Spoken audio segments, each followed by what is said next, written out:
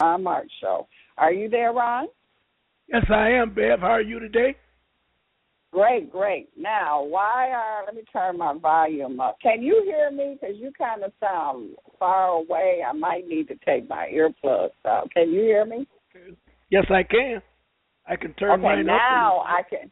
Yes, I can hear you much, much better. Okay. Okay. Yep. Okay. I know you want to ask about the television. I got a call today. Yep. Okay.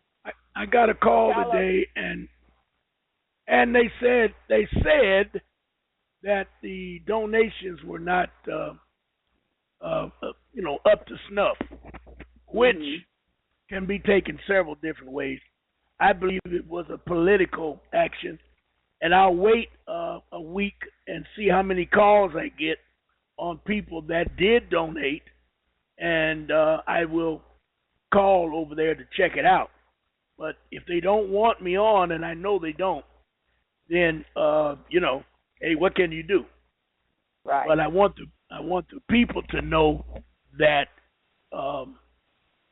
they took me off. I didn't ask to come off. They took me off. Said that my donation was not there. Yep. Okay. Okay. All right. All right. Okay. So today, September the 2nd, we're moving, Bev. We're moving right through this year. And this year has got to go down. Yes, it's got to go down in history as one of the most powerful, controversial, revealing year that I have lived in my lifetime, 75 years. It's been a hell of a year, and I know we're in the age of Aquarius, and if this is any prelude as to what is to come, we are in for some rough waters. You know what I mean? Well, we just got to learn how to be some excellent swimmers. That's good. That's one way of putting it. You know what I mean? So, my topic today kind of is a good segue from what you just said, learn how to be good swimmers, because I'm getting calls and people are asking, what now? Since we got our birth certificates in place, where do we go from here? And I named this particular session Creative Thinking After the Birth Certificate. And we could do a lot of discussion on which way we can go, above and beyond the birth certificate. But I want to throw this out right off the bat. Jonah said it. I've always thought it. And I see that my paralegal is on the line. I'm going to bring her in a minute. But I noticed that we are going to have to prepare ourselves for court. C-O-U-R-T, court. There's no way of getting around it. We have to prepare ourselves for court. And we need to learn some of the basics on how to handle yourself in court. And if we don't do it, then everything is for naught, because there's no need of arguing or displaying your birth certificate if you can't back it up. And you surely don't want to back it up in the streets with a gun-happy police officer. So you're going to have to accept the ticket with a smile and prepare yourself to go to court. So you're setting yourself up for that confrontation to go to court. What do you think about that, Beth? Yeah, I mean, because, if I was running the plantation, I wouldn't let my slaves just walk off freely. No, you can't do that, because everybody loses when they walk off freely. You're talking about millions. Your explanation of getting your birth certificate says it all. That the delivery guy made it very clear to you that he was not going to give it to someone that was not you, because do you really know what you have here? And that's when it sinks in. That's when it sinks in. I've heard you talk about it, other people, but it did not sink in until I heard the postman say it. Yes, yes. And he was telling you totally correct. That piece of paper, those documents of your birth certificate is well worth over $100 million. Let me say it better. Well over 100 million credit points. They call them credit points. Let me bring Betty in. See if she's out there. Betty Taylor. Betty, are you out there? Yeah, I am. And I've Greetings, got grandchildren in the car. Hi, Bev. How are you? Great. Okay. Listen, if they get too unruly, I'm going to mute myself out. Oh, you got the little ones with you? Don't I always?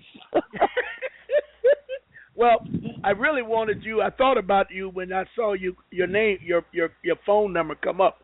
I just wanted to reiterate that our battle. I mentioned it to you earlier today.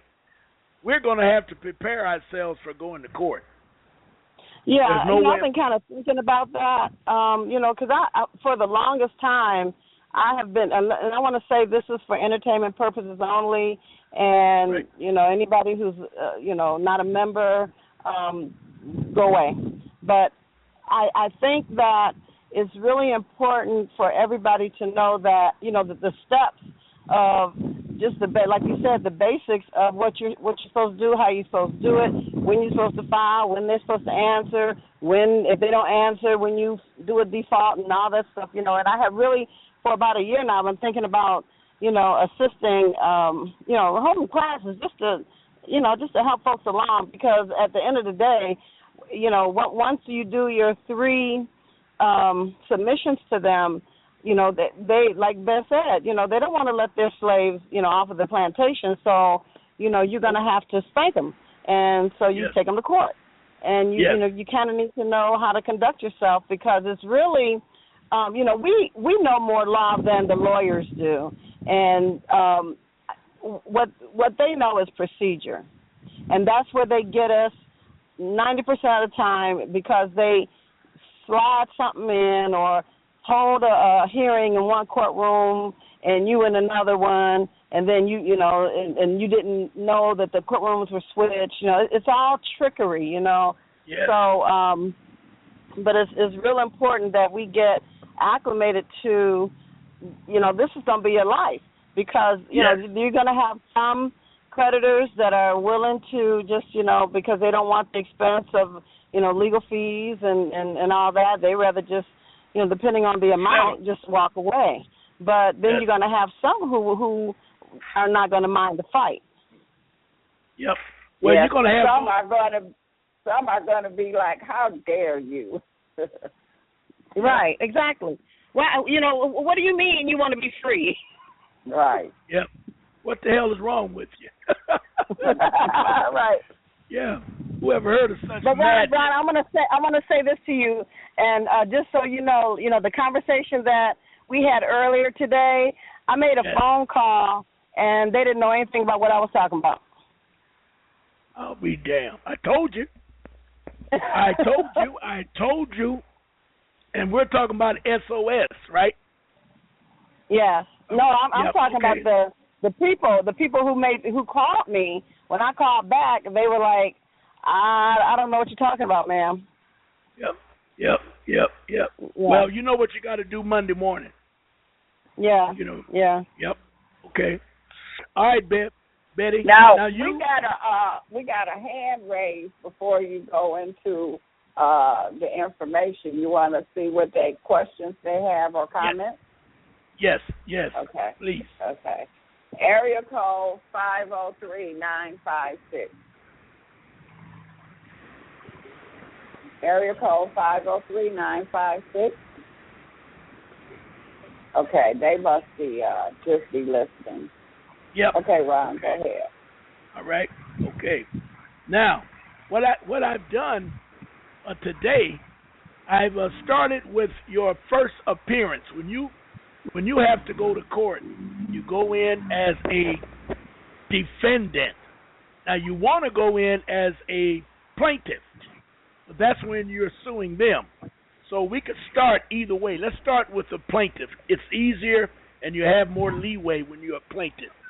Now, we've already decided anything they do to you, you should explore the possibilities of small claims court. Now, what is that?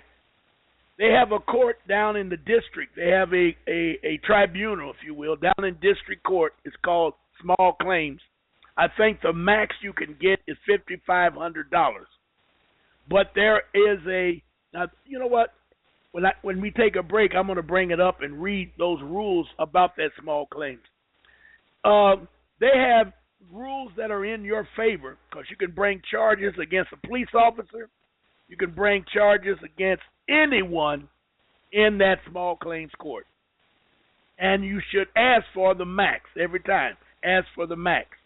Now, if you get the max, you're happy. If you don't get the max, you're still going to put a threat out there because they will understand that they can't continuously do what they've been doing. And I'm talking now specifically about police officers. You know, they just randomly, just like the case down in Ohio in that Dayton area. The police officer followed this Michigan driver for 2 miles.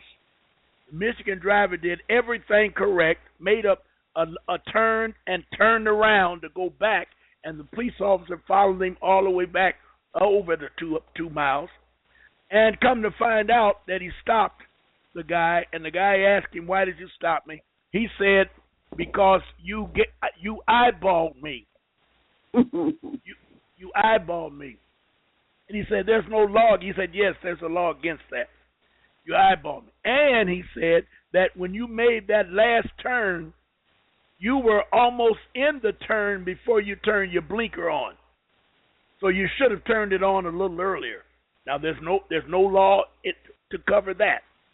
So the young man filed a complaint against him, and the whole police department came down on the policeman, and at the same time they offered let me call it a peanut beer drinking session between the driver and the police officer to try and work out a solution to the problem.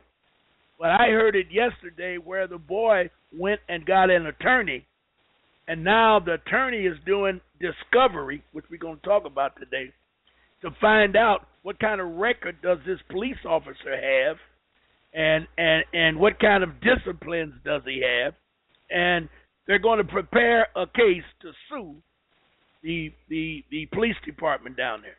Now, this is big. Now, I hope the guy seems to be a boule, but I'm trying to stay away from all the negatives because what he has done thus far is very powerful. And that is, he's got it on tape. He's got the conversation on tape. He's got the the police officer talking like a crazy lunatic as to what he can do and can't do, and especially when he said, "You cannot eyeball me like that. I have a right to see what's wrong with you," that type of thing. So, getting back to Jonah, getting back to us as Moors, we need to start using that tool to take these police officers to court. And I'm going to tell you right now, as long as you don't kill anyone or damage someone's property, there is no laws, statutes, rules, regulations, ordinances. There's nothing to support any police officer. Any police officer. Now remember, if you touch a police officer, that is destroying property because the police department belongs to the city, which belongs to the corporations. So he is property. If you kick the police car, you got to know the difference between destruction of property, what it all contains. So you got to know that. You also got to know the difference between driving and traveling. They came out with this new rule, a new law, so-called new law, that I've been talking about for the last 20 years, that you do not have to have driver's license, insurance, registration. None of those instruments do you need to travel on the highways of Michigan. Never did you have. But There's a big but, B-U-T. If your language is not correct, you're going to do some time and do some penalty. Your language has to be correct. And the language has to display, I was traveling.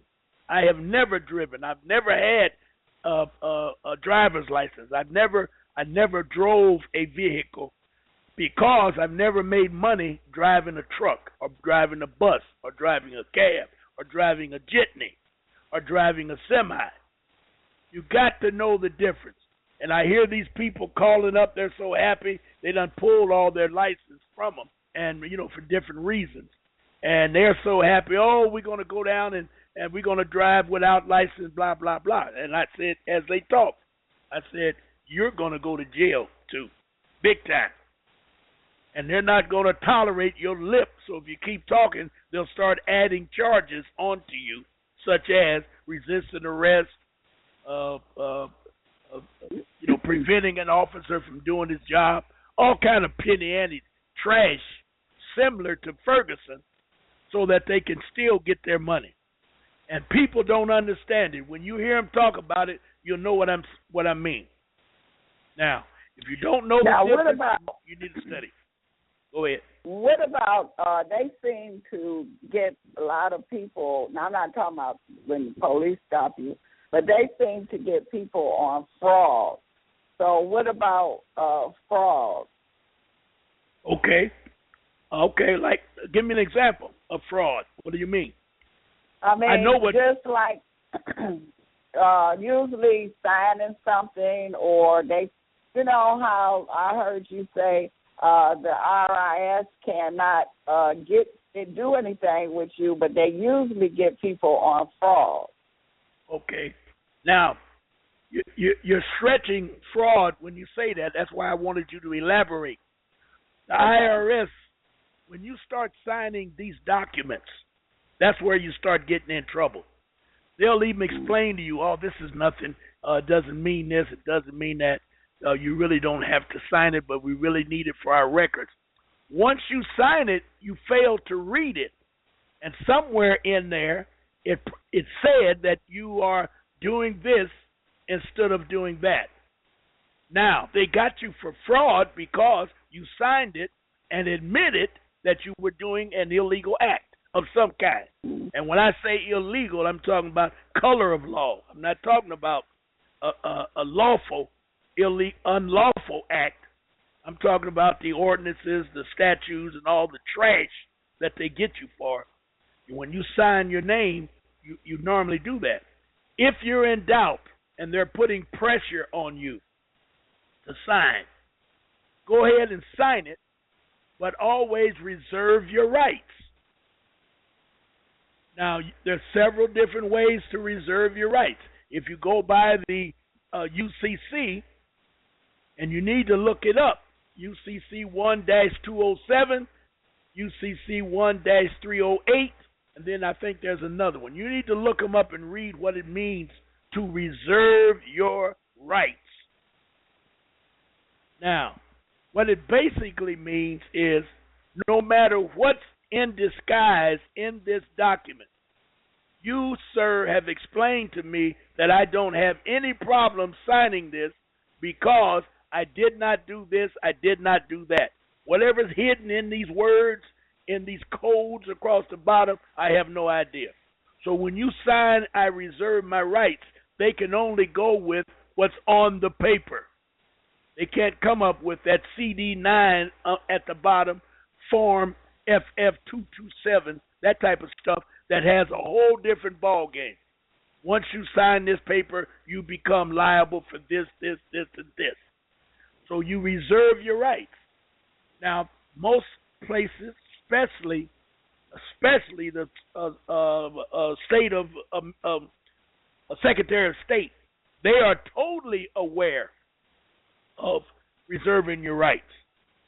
But see, you can get around that at the Secretary of State by not having license anyway, because you don't need license. But you need to prepare yourself and have your conversation ready that I'm a traveling woman, I am a traveling man. Start out with that statement. I am a traveling person.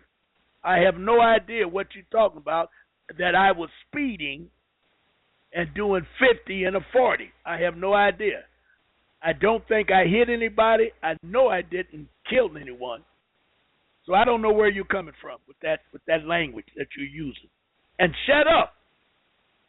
Don't think he's on your side. That's one of the worst things you can do, because they know how to be friendly with you. Oh, I see you're traveling. Oh, what a cute little baby. Oh, this is really a nice car. How much did you pay for this? I saw my cousin got one. All of that kind of language you do not need. So you need to keep your mouth shut. And he said, and you have stopped me. Are you detaining me? Now, that word is a good word. You need to look that word up, detain.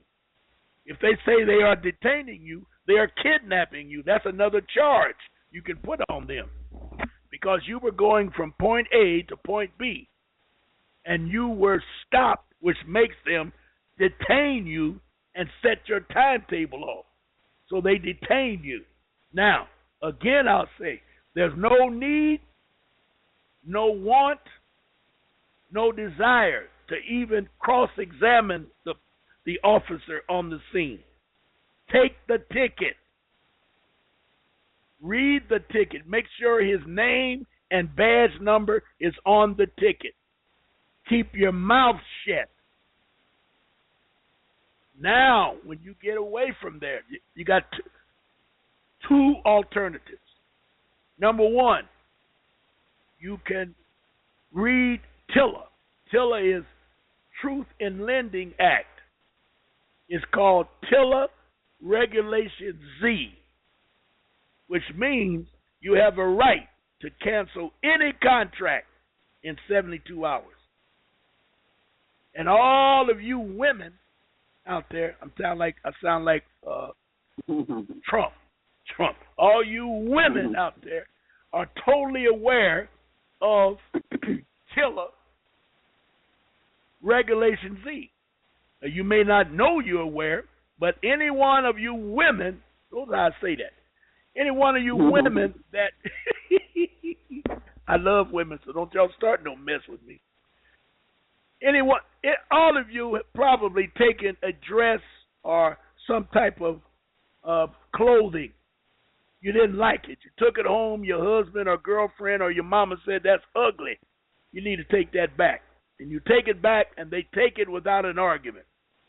Have you ever asked yourself why they do that? You can do that. I always thought it was just, I never really thought about it. But they always have on there, you can return within so many days. Yes, 3 days. 3 days.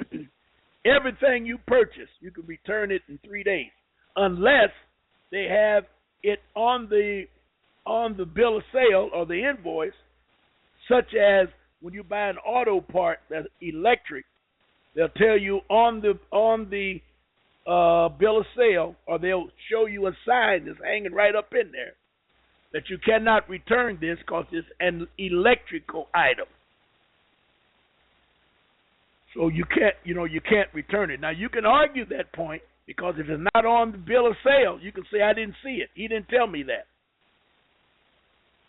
But if he says it's on your bill, you cannot return, it's an electrical item, and there's a sign right there, and I got a witness right here, you're going to be in trouble trying to bring that part back.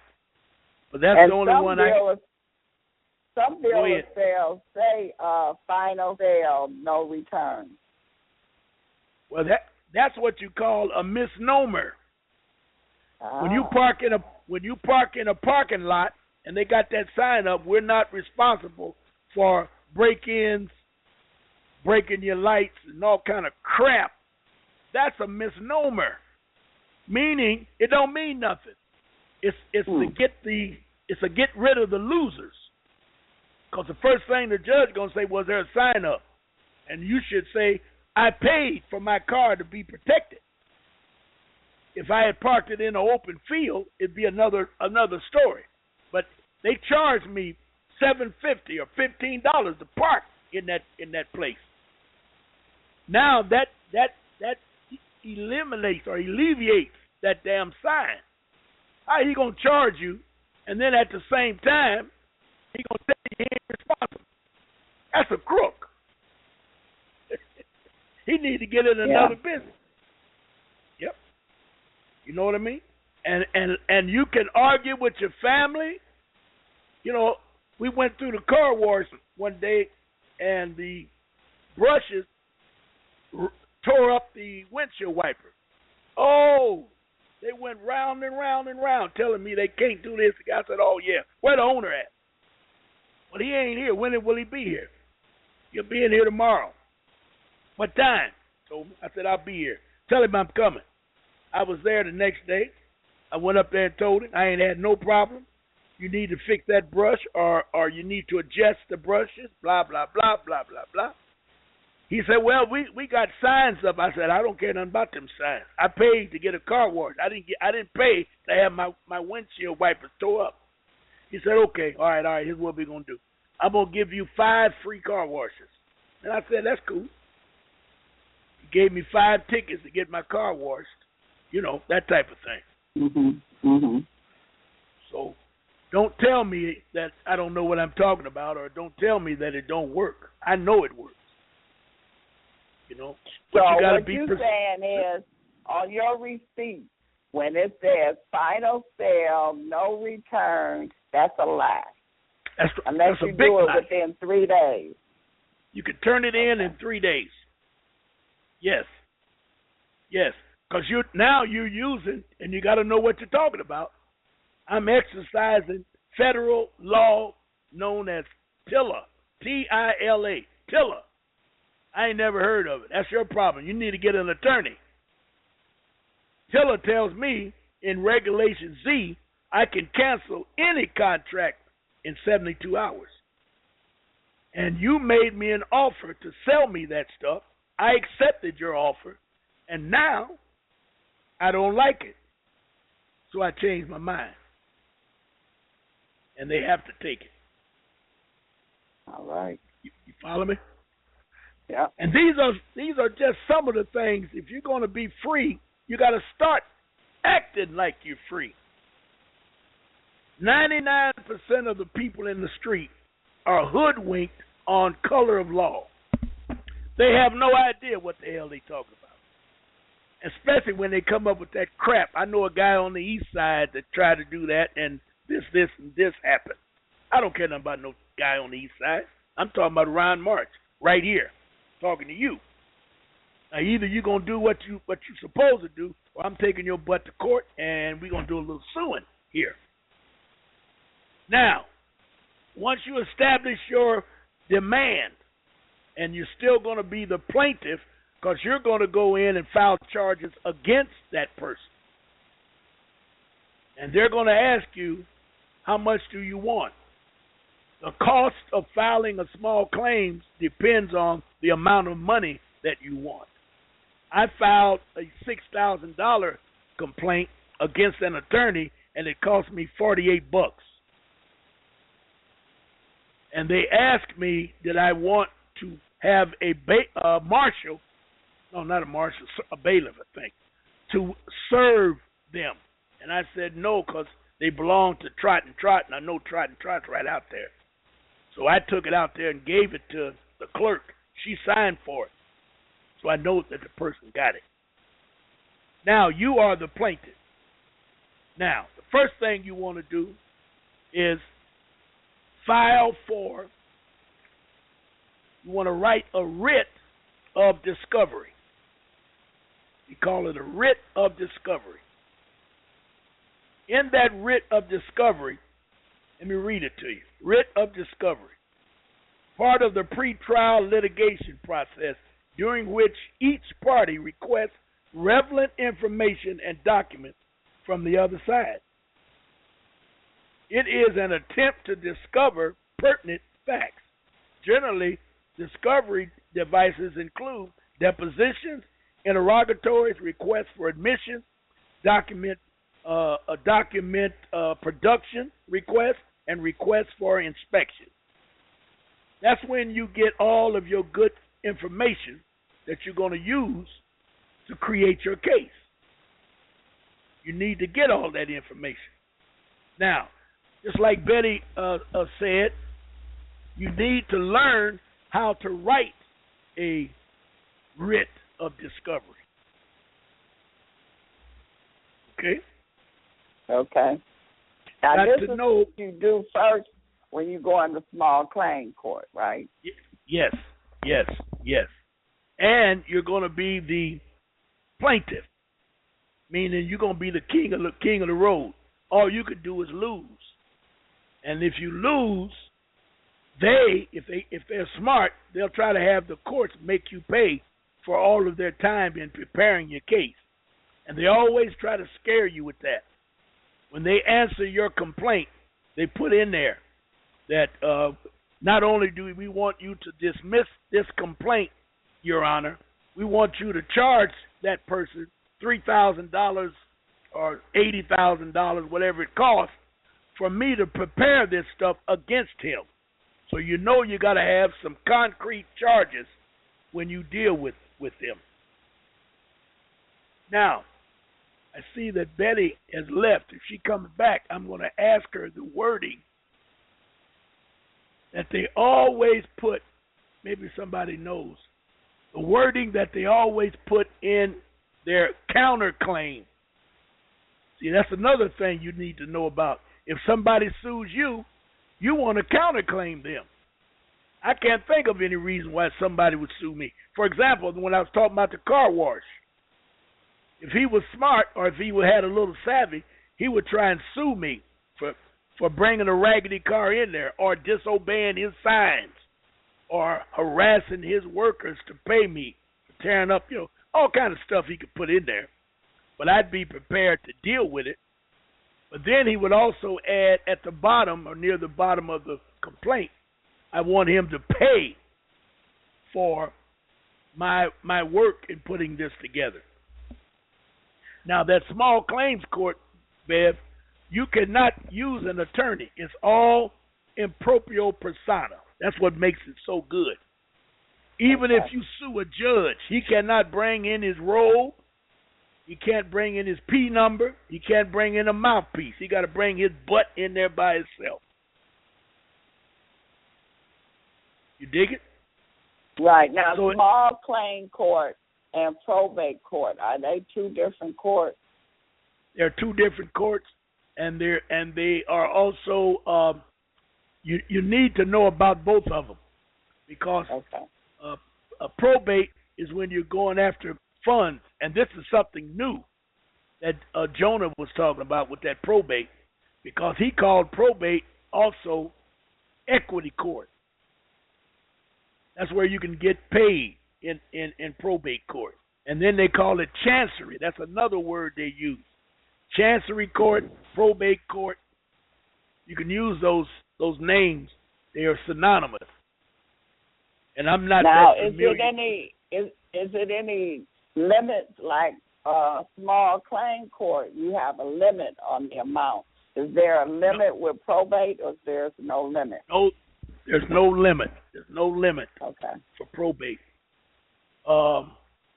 When you do your complaint, you need to research that information.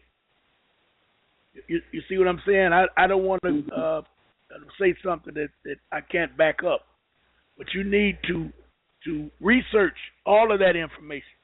I'm getting ready to do a lawsuit and to get a compensation for the 2 houses they took from me.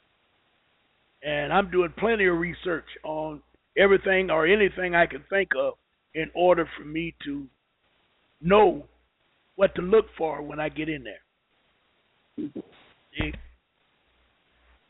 Now, when you go in as plaintiff, you're really going in as proprio persona. Propria. Propria persona. Persona. Propria persona.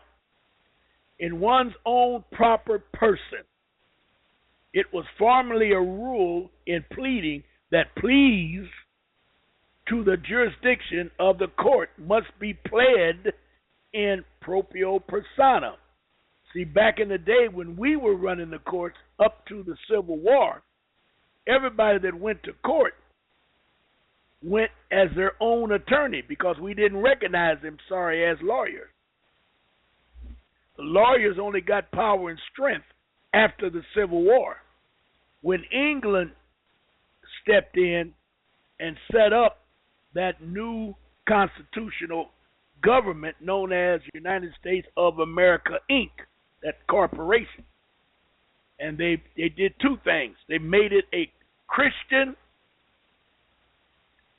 religious institution, 501c3, and they made it also in proprio persona. They made it where lawyers had to be used with that P number. They had to be used in order to go into court. And for years, they've gotten away with. For years, they got away with so-called in proprio persona. But as soon as they took over, the first thing they did was pass a couple of rules, illegal, unlawful, color of law rules, that you could not defend yourself. You cannot practice law in their courts. You dig it? Yeah. But now when you read carefully what they said, because now people are getting hip to legalese, and they never did rule out you defending yourself because you have a right to defend yourself.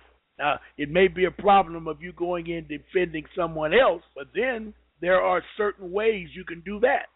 And I'm not going into it, but you can do that.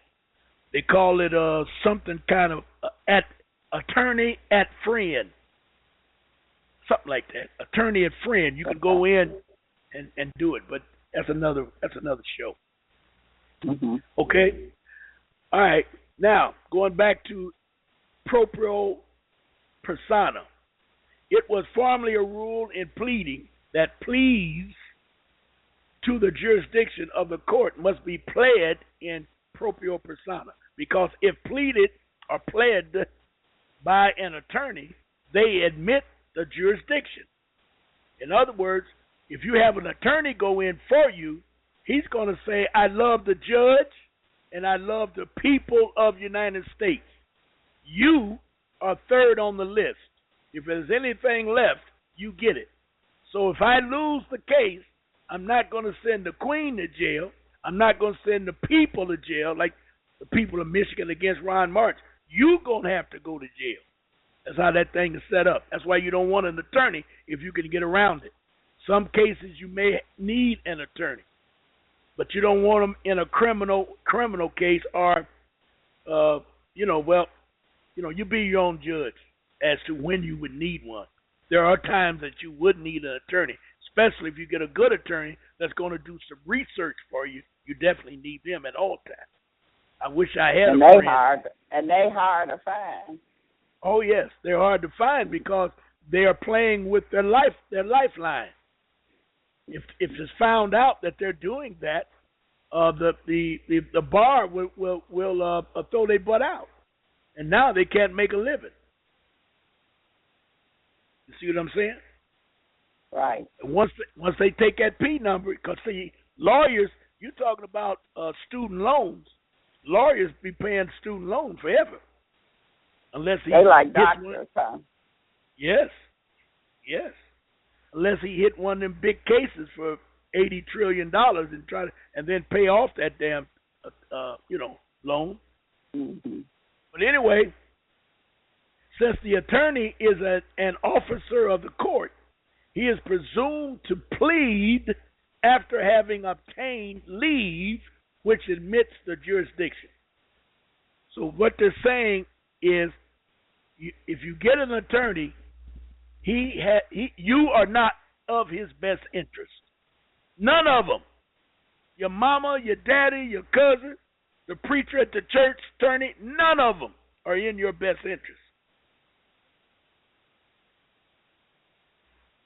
Now, if they deny you your informa pauperis, if they deny that, following writs are an answer to the courts who have denied your informa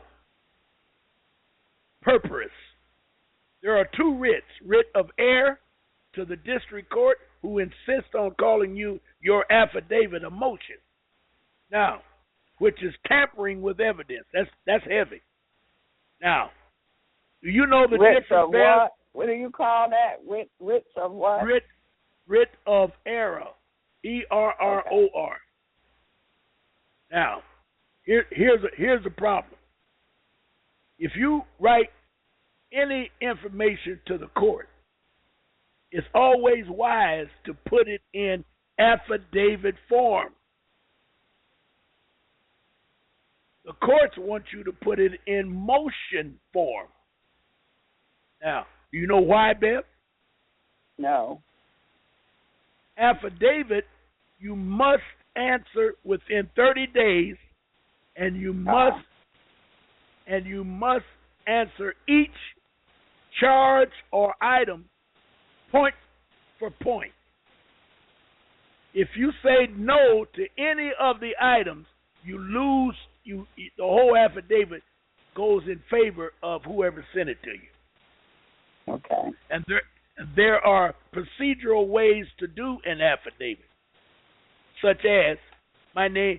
You write in there, I'm sending you an affidavit, Beth, and I say to you, my name is Ron March, and you and I do a talk show on Wednesday. True or false? That's number one. Number two, you broke out my windows yesterday at my house. True or false? Now, you know those two questions are opposite, meaning the first one is yes and the second one is no. You must answer each item. So, I just lost my train of thought. You have to answer,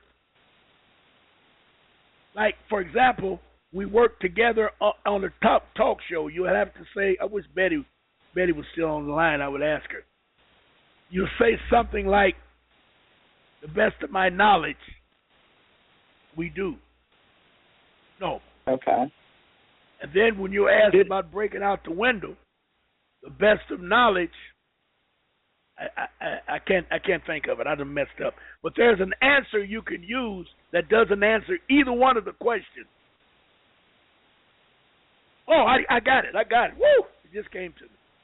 Okay. First question, you say, I cannot deny or accept the question of do I work with you? Did you break the window? I cannot deny nor admit, there you go, admit, to breaking the window. You see the trickery in that? Say that again. I cannot what? I cannot deny or admit to working with you on Wednesdays. The second question, okay. Did you break out my windows you cut my tires last night. I cannot deny or admit to cutting your tires last night. So really and truly, I'm not giving you an answer. You certainly are not. But you're answering each question. It's kind of a trickery of law. It's a color of law. And Betty and I learned that from writing affidavits. So you got to fix it so that you can trap them. And like I said, I wish she was on the line, and I would have her give me an example. Yeah, I sent her a text to call in. I don't know if she's by her phone or not. Okay. Well, if she does, I'll definitely ask her. Okay. Now, the reason that they don't like affidavits is because they have to answer each point or question point for point. A motion is like I make a motion that I don't talk to you anymore. Or I make a motion that I don't want to hear your case. Or I make a motion, not only do I not want to hear it, I make another motion that I'm not going to tell you that I don't want to do it. See how you get in trouble? But if you do a writ of error against that motion, when they tell you can't use a motion, because sometimes they will scratch out affidavit and just write in their motion. For example, when you go down to 36th District to file a motion, you can't file an affidavit because they don't have a window for filing affidavits. They have windows for filing nothing but motion, and they'll charge you $20 to file a motion. Mm-hmm. So if you write it up in an affidavit form, they'll tell you you can't do this. Or better yet, we can't take it. So get out of here. So you got to figure out, and I know how to do it because we've done it. You know, and this is, I'll bring up another point right now, and that is always be polite to clerks. Always be polite to clerks. Take them a sandwich. Take them a donut. Take them some flowers. Offer to buy their lunch. And the reason they don't get paid that much is number one, and number two, they'll become your friend. And they will help you. If you know how to ask for help, they will help you. And, you know, I have to say, Ron, that is 100% correct. I have a nephew that he does that automatically wherever he goes, dealing with clerks. And, I mean, I just sat there in amaze because most of them are women. And he just get them to do, I mean, they just give him all kind of information, just go backwards. I'm like, how you do that? Well, I got news for you. You ought to go downtown with me. I am a professional. They love me. When I go down there, they say, oh, Lord, here he comes again. And I say, well, I was going to take you to lunch, but now I don't even know. I might have to take you to White Castle. Keep talking like that. Oh, they just laugh. Yeah. You got to do that. You have to do that in order to get help. It works. Yeah, it works. Yeah. But anyway, you got to do that. So what I'm saying is, then you got a second writ, which is your discovery that we talked about earlier. First writ. Now, wait a minute. Now, you say when you go to, just say, to 36th District Court, you only can do a motion. So how do you get around that if it's best to do an affidavit and they only let you do a motion? Well, you can write, the first thing that you should know, you can write an affidavit without calling it an affidavit. Okay. That's number one. You also can put a motion in the title. I make a motion that you give me my information, and then you can put up under it affidavit of research. And you're getting around the title. You can put affidavit down in the body of the letter. And they don't read the whole thing. You know, if you put in a 5-page motion, for example, and on the third page, you set up an affidavit, they're not going to go through there and see that unless you go to we called hell for that when we went to Register of Deeds with our affidavit of allodial title. Oh, we drove them people crazy. They went through every word, Bev, every word. It took them close to 15 or 20 minutes to read a page and a half document that was titled Affidavit of Allodial Title. First they said no, but then we said your criteria is it has to be real estate, and we got it. And then they said we can't take it. We can't take it. So then we went back and did research and found out that we left out land description, property description. So we went back, put the whole property description right up under affidavit of allodial title, slid it right back in on them. And then they was trapped. They went through that baby. I mean, they went through it. And I got burnt the second time because I failed to put on the bottom, this document was created by Ron March. And you think they're going to tell you? No, They're not going to tell you. They'll just say that we're not prepared to record this document at this time. That's when you know you're dealing with crooks. And that's when you know you're on the right path. That's when you know you're about to get free. Because now they come up with trash. And even when you went there and stuck it in the window, when they saw affidavit at first, they get up from their chair and go all the way in the back, and you know you got a problem. So now they got to find a supervisor to approve it. And then when they come back and say we can't do it, I say send that supervisor out here. That's what I always say. Send the supervisor. And always get their name.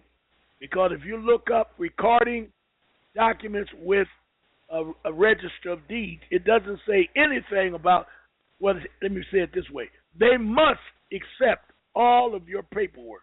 They must accept it. So they never say no. They just say, we are not prepared to accept this document at this time. That's when you know you're right on target.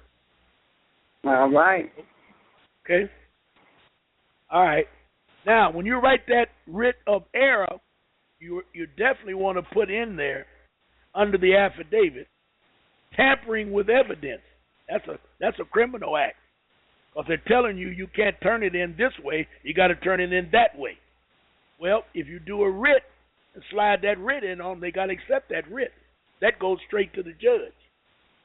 The second writ is the writ of nature of discovery, requesting them to produce, and this is a good one, delegation of authority. Do they have any proof or any document to show that they have a right to try the case? Since the Supreme Court was put in place after we were in place. That's another reason why they told us we came from Africa. Because from 1887 all the way up to slavery, so I don't know what year slavery started, when they started this so-called over-the-ocean type stuff. But they will tell you that Supreme Court was here before you, and that's a lie.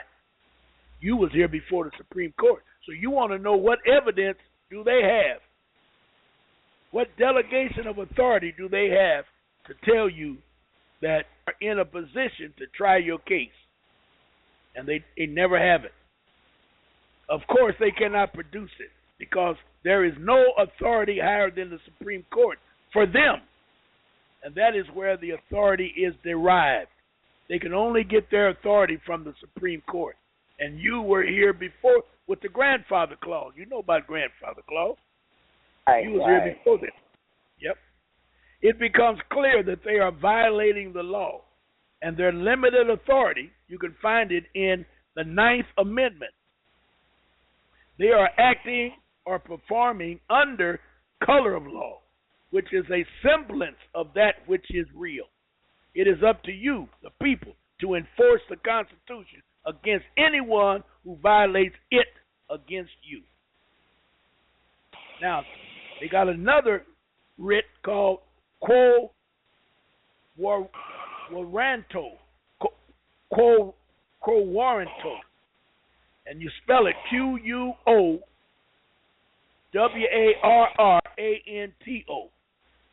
That means that deals with the same delegation of authority. Legal procedure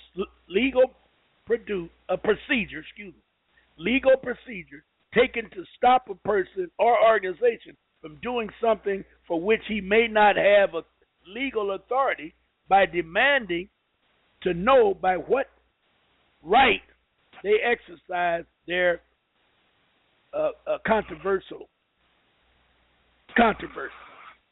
It's called by what authority do you have to sit up there and judge me?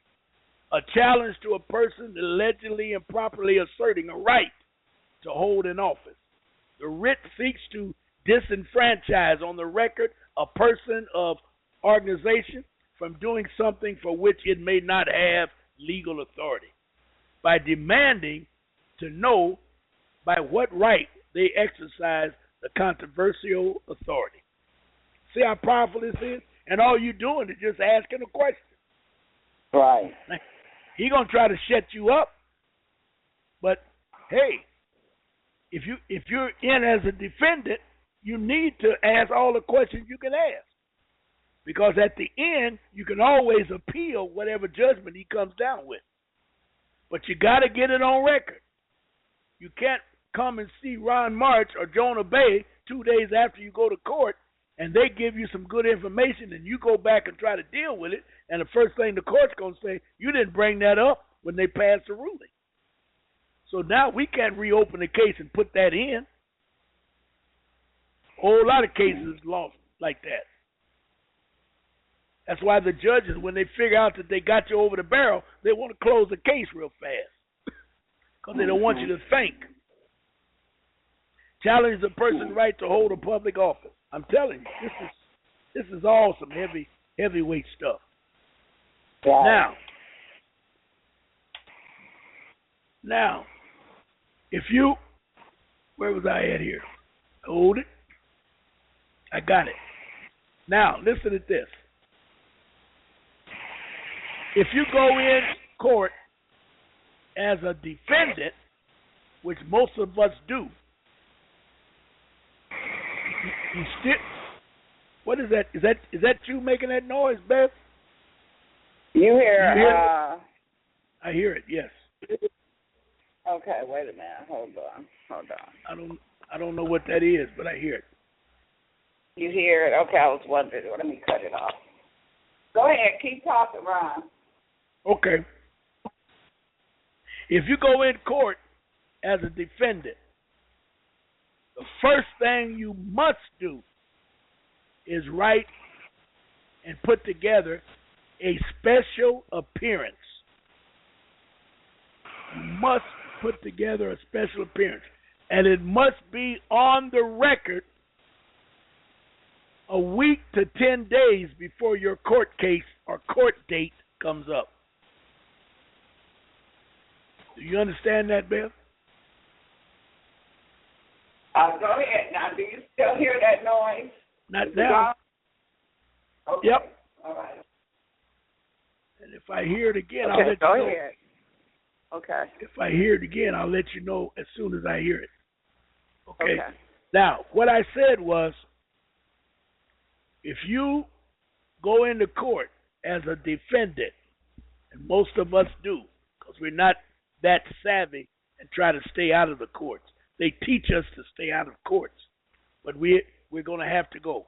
I don't care what you say. If you don't want to go to court, you might as well stop talking about being free, because you got to go to court. And it's not scary if you study and get your ducks in a row. Okay? So the first thing you want to do if you have to go in as a defendant, you must write and put together what is known as a special appearance. And in that special appearance, you must, number one, you must state your status. Number two, your jurisdiction/venue. And number four, you want to stay away from adjudication. Now, you establish your status two ways. Well, not two ways, several ways. Number one, you can declare that you are a free person, free man, free woman, because your birth certificate is in place. So do you send them a copy? Yes. You take a copy, not of your birth certificate. You can use an exhibit. You never take your originals.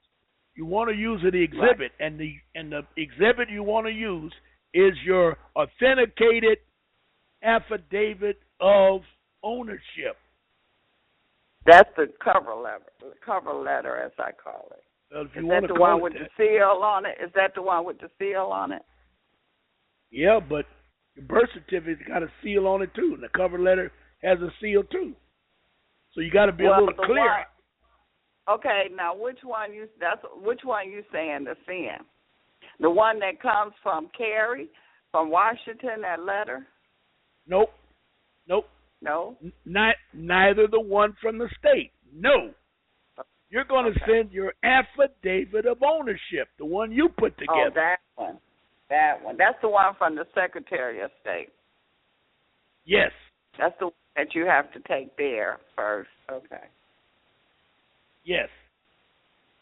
And that will establish. Now, if they deny your ownership, then you'll have to bring in your birth certificate and show them that you are cleared all the way through to the federal government.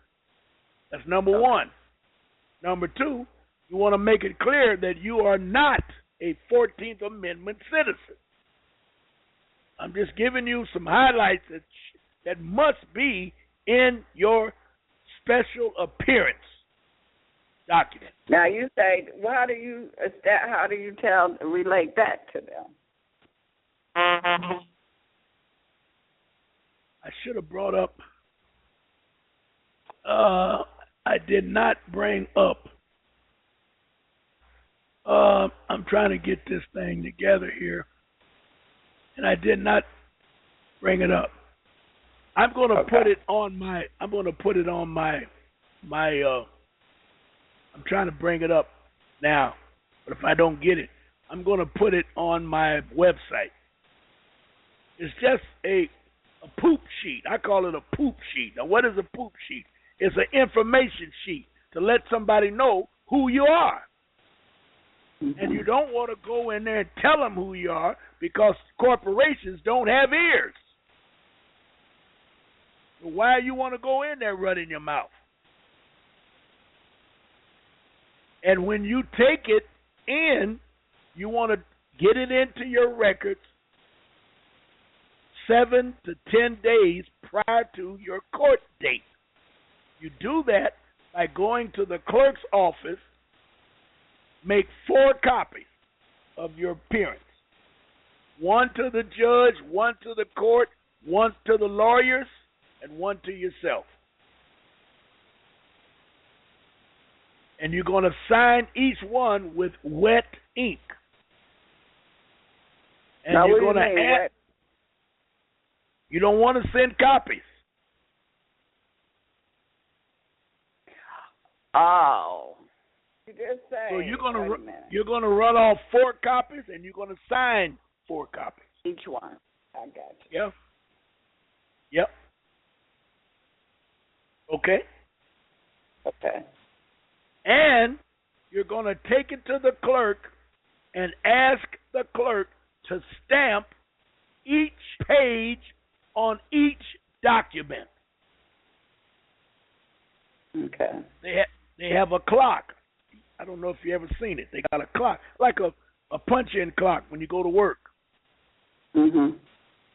And with that punch-in clock, they stick that paper in there. Now, when I didn't do mine, I'd be talking a lot of smack, and they'll go ahead because they listening to what I'm talking about. They ain't talking about nothing, but they'll do it.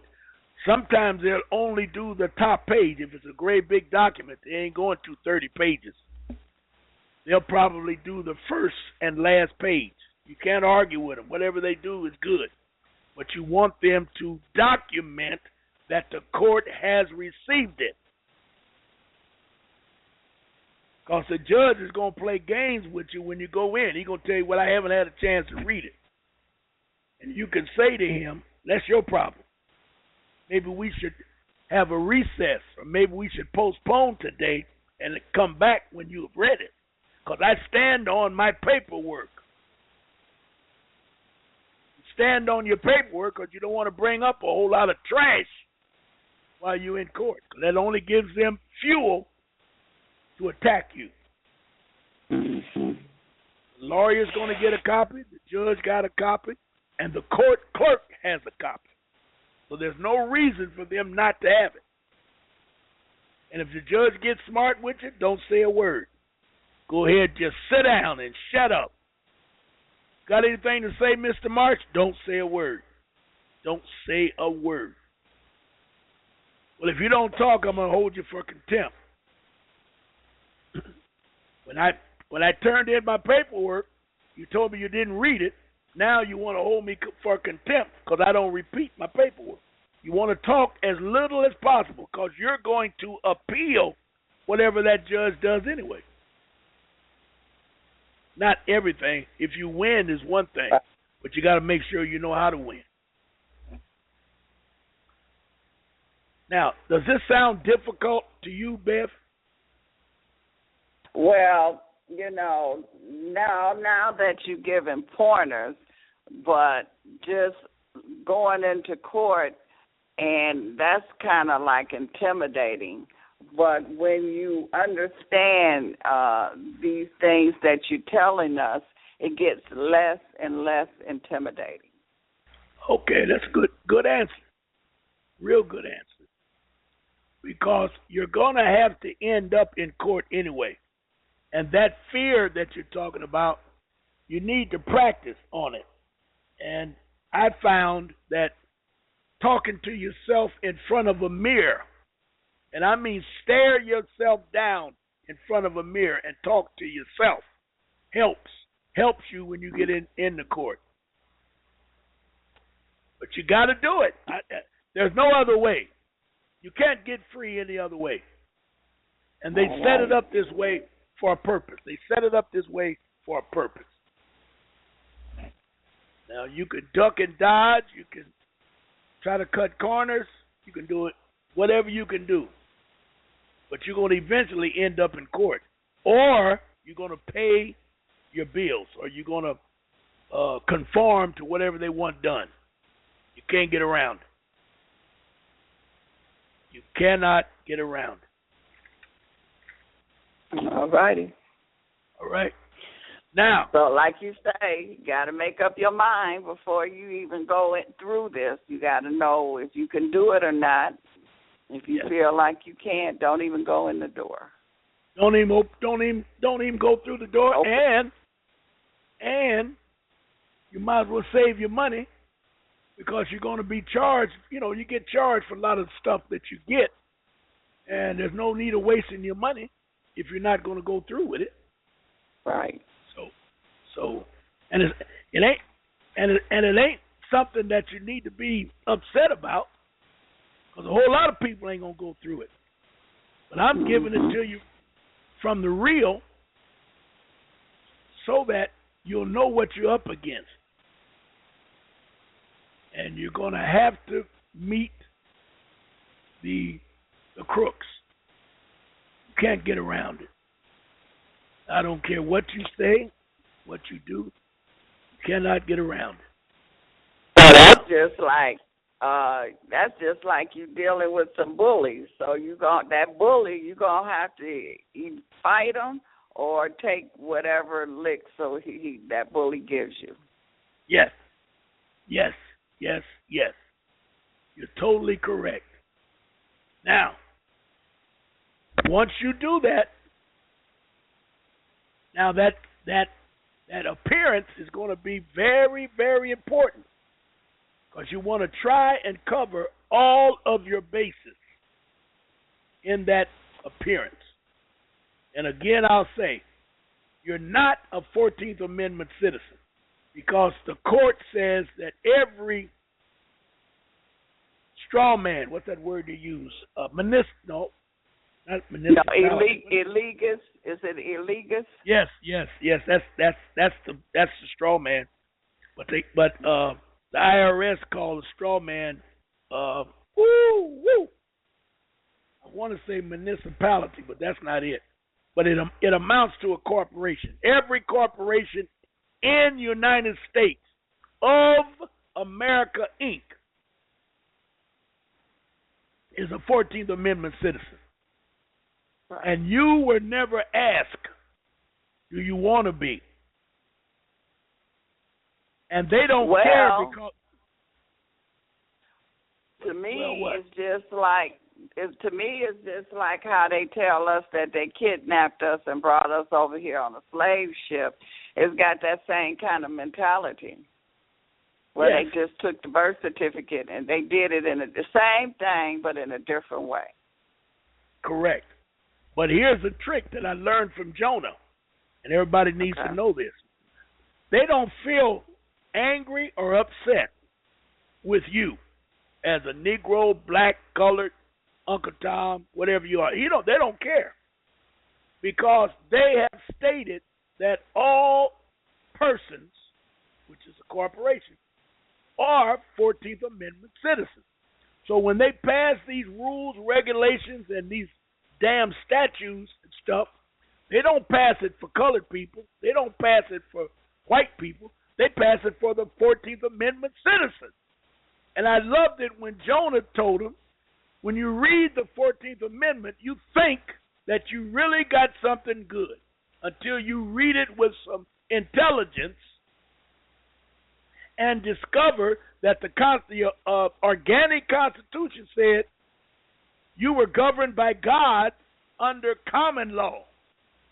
Your Creator is the supreme being under the organic Constitution. If you were born anywhere in America, you were a citizen of America. No ifs and buts about it. No strings attached. And that's the difference. That's the key right there. Well, when you read the 14th Amendment, they say that the government is your king. The government would tell you who's a citizen. Why would I want to give up my right to humanity to let some crooks like Washington, D.C. dictate who I am? Y'all need to understand that. Go ahead. So what they did, they took the word God out of there, your Creator, and they made themselves your God. Yes. Yes, they did. Yes, they did. Yes, they did. Ron, we have a caller. Okay, go ahead. Okay. Area code 520762. Greetings, Beverly and Brother Ron March. Yes. Wonderful show you're having today.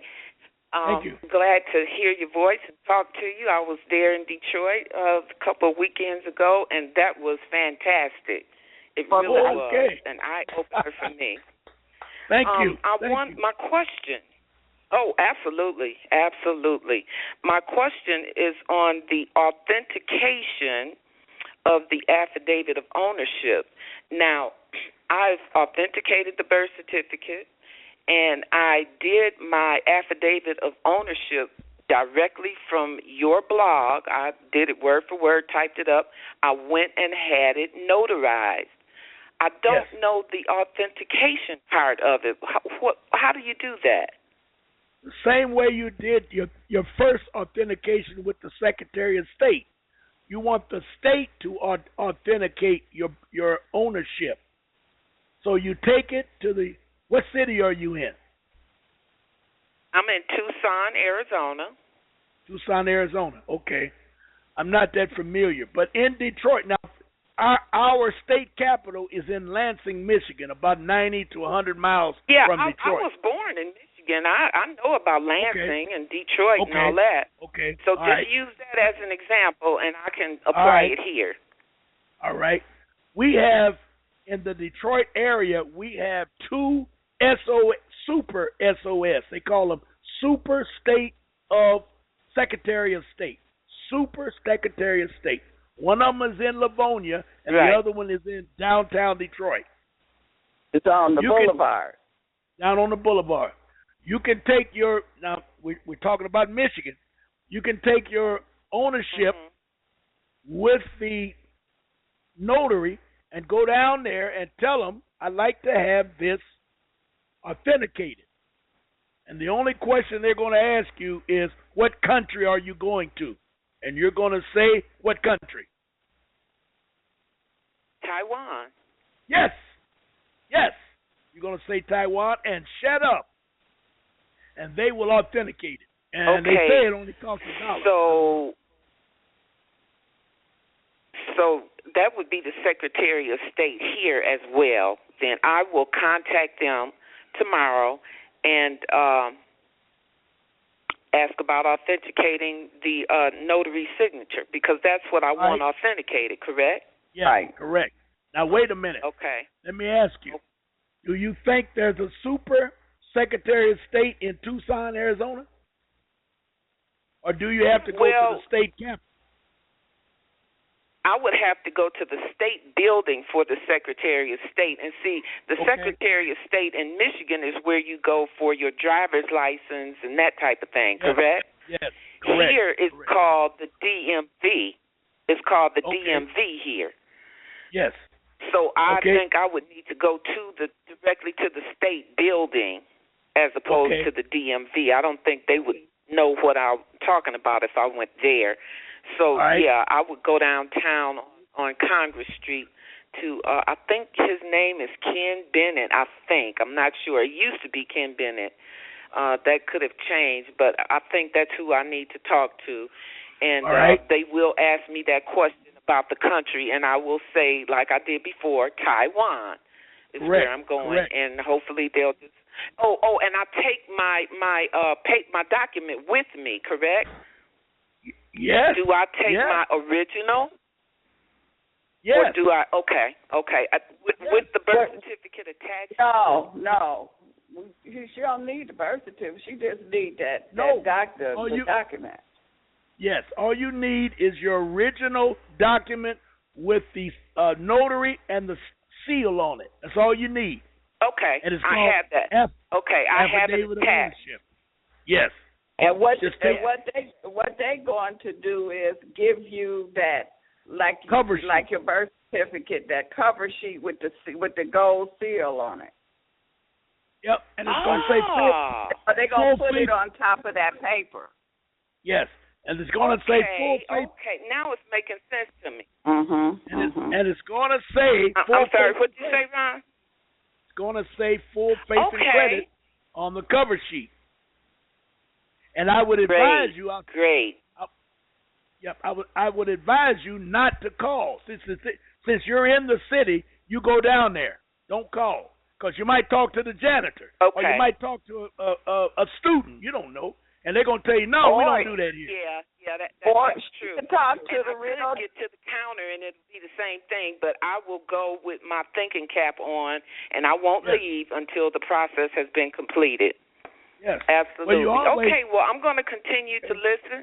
I'm going to come out of the queue. Like I said, excellent show. Thanks for this wonderful information. And this is the type of information that I'm hungry for. So keep feeding us hungry people here. All right. Thank you so much. All right. Thank you for listening. Okay. Thank you for coming to Detroit. Absolutely. Okay. Yes. Oh, yeah. I enjoy it. Oh, sorry, caller. Go ahead, bro. Let's announce now when we do our follow-up, which will be the October the 4th. That's what we agreed on, Bev. You were there. Yes. When we do our follow-up, especially for her, she doesn't have to come back. We're going to live stream it, and we're going to put it on pay-per-view. So we're going to get people that are close, and any of the new people that want to hear it, they can show up. But we're going to put it on the screen so that persons like herself can hear it. And it's going to be October the 4th. Did we get it? 9 to 1. 9 to 1. Yes, 9 to 1. Yes. And I'll announce it more in September so we all can get prepared for it. Yes. Okay? All now, right. let's get back. Now, she brought up a good point that we have already covered, and that was you got to be nice when you go down there. You can't go down there trying to act like you know something, because you're going to run into a buzzsaw.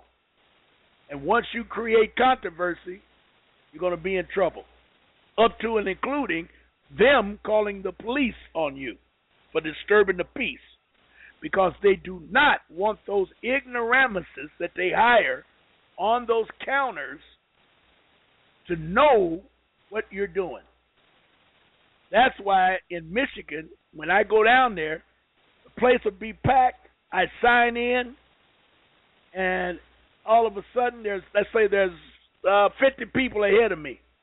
But all of a sudden, after 10 people go up there, they'll call my name and say, March, go to counter 6.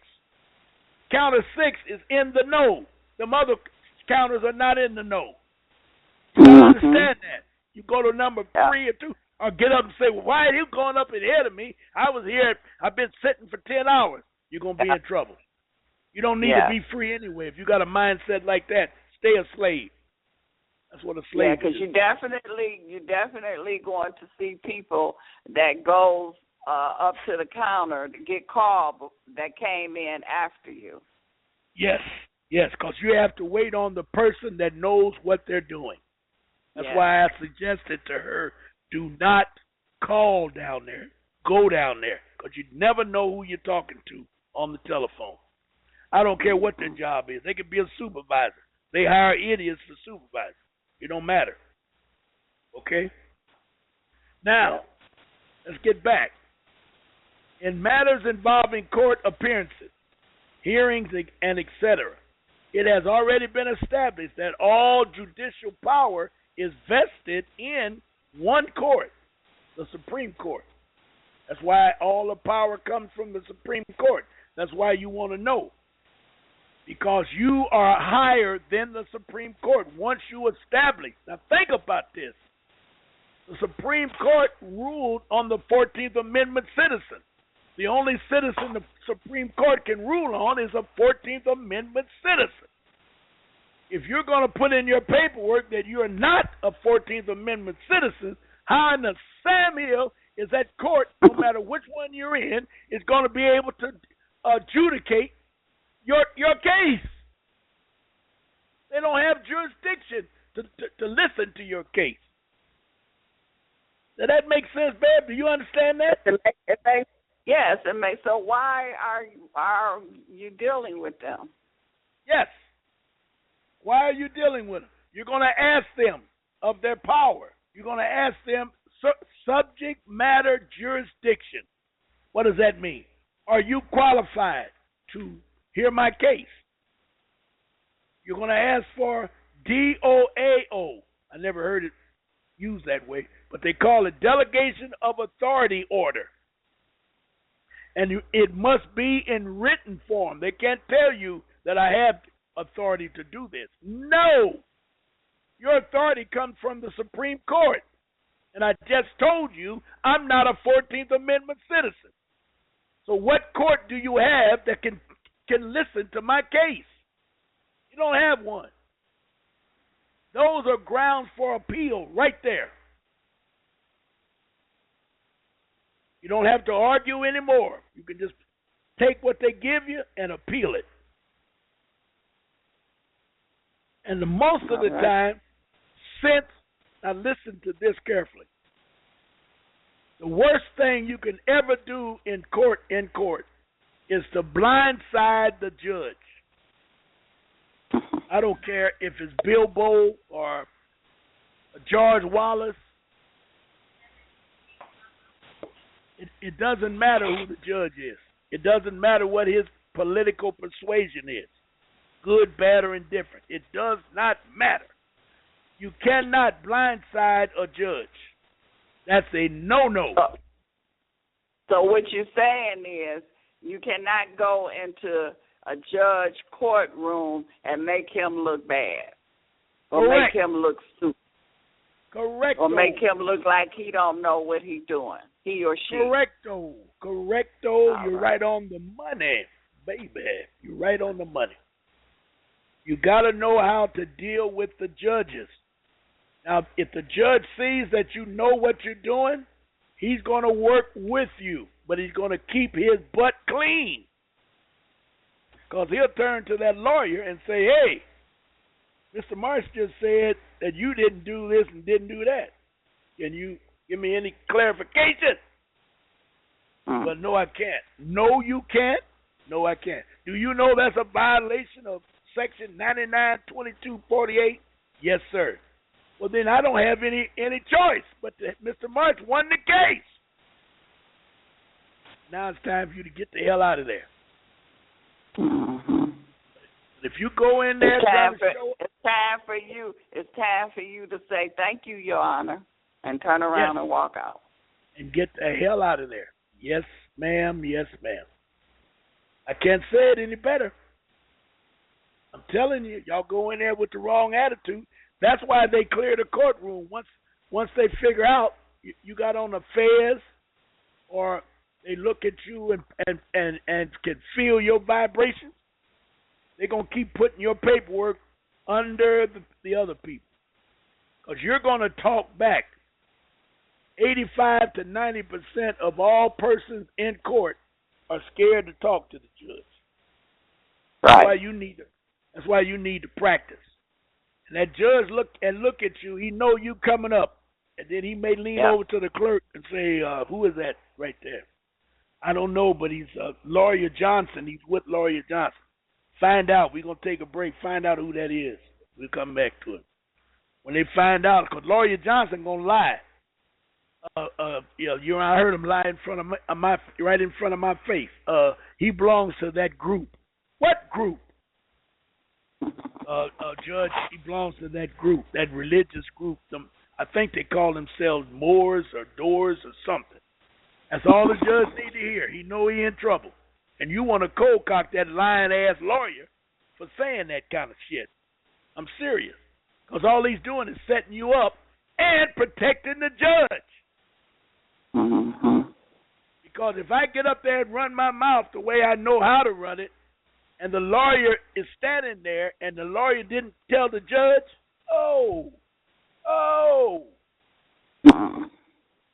that lawyer will lose every case that he brings in front of that judge. Yes, every one of them. I'm telling you. So if you ain't prepared to deal with it, stay a slave. Go out in the field, go out in your backyard and plant some cotton. And every time you think about going downtown, go out there and pick some cotton. Remind you that you're old Black Joe. Stay back there. But if you want to be free, you got to start reading. Now, I'm going to give y'all some information.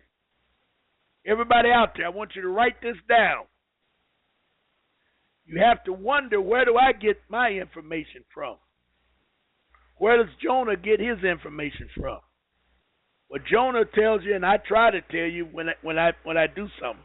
Most of mine is ad-lib, and I be bootlegging a lot of stuff. But I know a lot because I've done a lot. But let me tell you today, my information today comes from a website. It's called R, capital V. R as in Ron, V as in Victor. RV Publications. RV Publications. RV Publications. When you do that, you can also type in whatever you're looking for, such as delegation of authority. After you put in .com, rvpublications.com /status /jurisdiction. I'm giving you some titles. You need to get on that site. The site is huge. And I guarantee you won't get through with that site for another 6 months to a year. And if you study everything on that site, you'll be heavy. Now we got another caller, Ron. Come on with it. Okay, area code 314-761. Hey, peace and love, Miss Beverly and Mr. March. This is Sayer. Yes, sir, Sayer. How are you? Peace and love, brother. All right. Yeah, I was just I see you trying to get the audience to understand it more. I'm doing the process. I already got my birth certificate back too, and I'm doing my ownership right now. But I have been studying and learning about the process. What you're doing and showing the audience is that we're learning how to conduct a trust. And we're going to have to continue to learn how to conduct a trust, and then learn other trusts, and learn how to deal with negotiable instruments because there's no money. So we make an account to the Treasury based on the receipt, which is the birth certificate. Okay, you're right. You're totally correct. You're totally correct. I just say these things in different ways because a lot of people understand it in different ways. When some people say it one way, like Beverly can say it one way, you say it one way, I say it one way, and one person might pick it up the way you said it, and another person say it. That's how I've been figuring out how some of this stuff been going. Right. Yes. Okay. Correct. Okay. All right. All right, brother. How did you like the seminar a couple of weeks ago? I enjoyed myself. I was glad to see everybody. It was live. It was most definitely live. Thanks to Granny was in the house. Much respect to her. Give him a shout out to her. Yep. we enjoyed you and your wife. Yeah, buddy. And we all enjoyed Shotgun Granny. What y'all call her? Machine Gun Granny. Granny. GG. What you call her? Gangsta Granny. GG. GG. Gangsta Granny. GG. Yeah. GG. Yep. That was really an experience, and I loved it. But moreover, the information was most definitely on point, and it helped me understand that you don't go in. Burger King can't do nothing to somebody that's working at McDonald's. Them two different jurisdictions. So if I'm working at Burger King, McDonald's rules don't affect me if I put myself in proper position. Yes. In the right state. Yes. Yep. But makes sense. But if you are a 14th Amendment citizen, they will tell you, the police or whoever comes at, they got a right to do whatever they want to do because they're moving on a 14th Amendment citizen. And like Jonas said, you have to declare yourself not being a 14th Amendment citizen, and a lot of stuff will go away. A lot of it will, because they know they're going to have a problem with you since you're not 14th Amendment. Now, you don't want to front them off too bad, because you know how they are. They don't want you to look at them. They want to act like they run everything. You know how you better learn how to deal with it. Everybody's got a different way of dealing with it. But these last few cases, such as you can't look at them, you eyeball me, or you turn your blinker on too slow. I never heard of any such thing. I don't know what they I heard of it, Ron. Remember back in the early days when you couldn't look at the person in their face, you had to look on the ground while they were talking to you, or when you passed them by. Oh, yes. I remember that. But I was thinking about turning the blinker on too late. Oh, that was one that I never heard of that. But I've heard of looking at them. They don't like you. My mama told me when I was about 4 or 5 years old, we was going downtown, and my sister said they didn't want to go down there with me because I'd make white people mad. And I'm looking at them. What the hell y'all talking about? And Mama told me not to look at them. Quit looking at them white folks. And I went down there and stared at every one of them pecks I could find. I was defiant when I was little. But anyway, thanks for the thank you, Samir. I just messed everybody's name up, but thank you for your comments. We have another caller, Ron. All right, go ahead. Okay, 347-805. 347. Good evening. Can you hear me? Yes, we can. Yes, we can. Greetings. Good evening to both of y'all. I love both of y'all for the work y'all do. Ron, been listening to you since you came on the Bev's show, and all right. You never cease to amaze me. Bev, love you as well. I wanted to know when you might have Robert X back on. Oh, he should be on in a couple of weeks. Oh, okay. So I haven't confirmed the date. The DECA report. I don't know if you guys saw that or not. But my question for Ron is, I've been watching some of this election coverage, and of course, seems like the Republican frontrunner is trying to do away with the 14th Amendment. Have you seen that? No. Trying to do away with what? 14th Amendment? The 14th Amendment, yes. Oh, he's trying to outlaw the 14th Amendment so he can kick the Mexicans out the country. Yeah. So what I wanted to know is, what does that mean for us? And I'll mute my line. Thanks for taking my call. If they were to outlaw the 14th Amendment, is that good for us? I mean, does it cancel a lot of the paperwork? Right. Stay online. Don't get off the line. Stay online. And I'm going to say it to you, and I want you to keep this in mind. Trump is an idiot out of his mind. He will never open up the Constitution. Never. Never. It'll never happen. All of those people that are talking about they supporting, it's all a game. It's all a game. If you read what they call it, constitutional, when you open up the Constitution, that's the biggest problem that they will ever have in the history of America. Because they fixed it so that they could stay in power. In order to change the 14th Amendment, they have to open up the Constitution. That has to be a 3/4 vote of all the states in the Union. That's going to be big enough right there.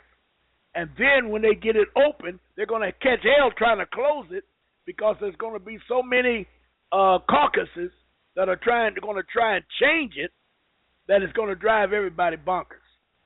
And by organic law, they can never change the Constitution because they didn't write the Constitution. Now, they can change the 14th Amendment because that was put in under the new Constitution of 1866.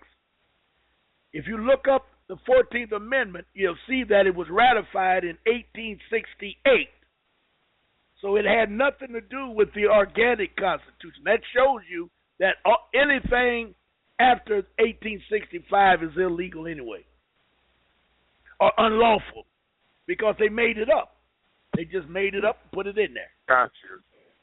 So you don't have to. Is he saying get rid of the 14th Amendment, or he's saying get rid of the Constitution? Get rid of the 14th Amendment. I heard him say it. 14th Amendment because of the immigrants having babies, and then the babies are citizens, even though the parents aren't, so they don't want, so they could get rid of the baby too. They just say, if they change the 14th Amendment, I guess, in wording to read something, I guess, to the effect of if your parents are legal citizens, then you're not a citizen either, or take away with it altogether. I've heard both of them, well, him say both, like he wants to get rid of it altogether, and then once he said he wanted to change it. But here's what they trying to. As soon as I heard him say 14th Amendment, I thought of you, Juan. I was like, oh, wait a minute, this is the 14th Amendment. And I said, man, I got to ask Juan this question. I've been trying to call, but I haven't been able to get off the plantation in time, you know what I'm saying? All right. Well, first of all, you want to be sure you say that you're not a 14th Amendment anyway. 14th Amendment citizen anyway, because those are the ones that catching hell. Okay? So if they open it up, now they're going to have a major problem because blacks like ourselves that know what this is all about, and I mean there's a lot of white folks, let's just say that, put it right, a lot of Americans, I would be willing to say a good 45% of all Americans realize that the government is full of it. That's the only reason that Trump is getting a big play, and that's number one. And number two, if they open up the Constitution, I'll vote again to get out of it. I want out of the Constitution, and I want to do away with IRS and all that kind of crap. So how are they going to prevent that from happening if they open up the Constitution? They call that a congressional. They got a name for it, and every time it comes up, everybody starts running. They don't want it. No, we're not going to open it up.